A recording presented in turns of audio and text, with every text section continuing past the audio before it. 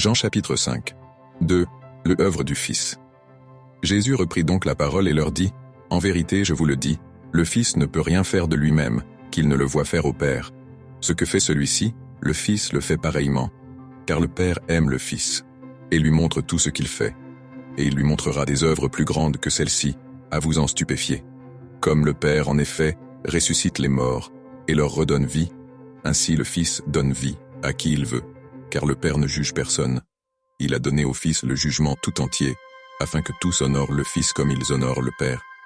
Qui n'honore pas le Fils n'honore pas le Père qui l'a envoyé.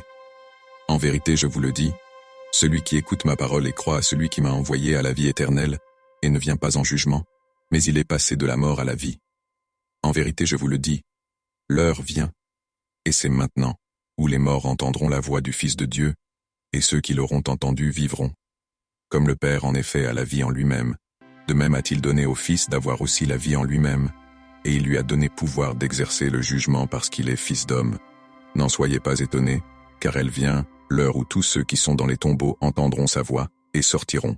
Ceux qui auront fait le bien pour une résurrection de vie, ceux qui auront fait le mal pour une résurrection de jugement. Je ne puis rien faire de moi-même. Je juge selon ce que j'entends, et mon jugement est juste, parce que je ne cherche pas ma volonté, mais la volonté de celui qui m'a envoyé.